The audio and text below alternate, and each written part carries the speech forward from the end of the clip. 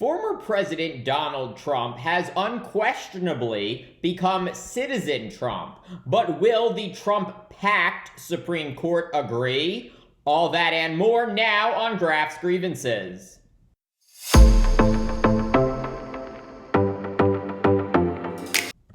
In a significant victory for Special Counsel Jack Smith, a federal appeals court ruling Donald Trump can be prosecuted for trying to overturn the results of the 2020 presidential election. The unanimous decision by a three-judge panel with the U.S. Court of Appeals for the D.C. Circuit rejecting Trump's claim that he is immune from any and all charges stemming from his actions as president. Trump, of course, is currently facing 4 federal criminal charges, including conspiracy to defraud the United States, related to his efforts to remain in power after he lost the 2020 election to Joe Biden. Unfortunately for all of us, this is very unlikely to be the final say on the veracity of Trump's farcical claim of blanket immunity that one judge feared could allow for political assassinations. The presumptive 2024 Republican presidential nominee is planning to appeal the historic ruling to the U.S. Supreme Court. While the Justice Department has long held that a sitting president cannot be prosecuted, the question of whether former presidents can escape legal accountability for things they did while in office has never had to be answered. And that is because despite America unquestionably having bad presidents, including slaveholders, racists, and misogynists, we have never before had a president who refused to peacefully transfer power after losing an election. It is worth pausing on this. In the almost 250-year history of the United States of America, never before has a former president been indicted until Donald Trump. He is a uniquely pernicious, consistent threat to this, the greatest democracy the world has ever known.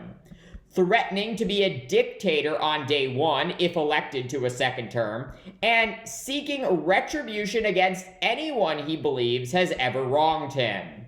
So now, in a win for Trump, we wait. He has until February 12th to appeal to the Supreme Court, which he plans to do, and with every passing day, justice is denied. Just last week, the federal judge overseeing Trump's prosecution on charges of plotting to overturn the 2020 election suspended a March 4th trial date until, quote, if and when Trump's immunity claims are resolved. That if and when language from District Court Judge Tanya Chutkin, a sobering reminder we may never get a definitive answer as to whether Trump can be charged with illegally conspiring to stay in power. Remember, Trump's ultimate goal is to get reelected president of the United States so that he can dismiss Special Counsel Jack Smith and all of the 44 federal criminal charges Smith has filed against him.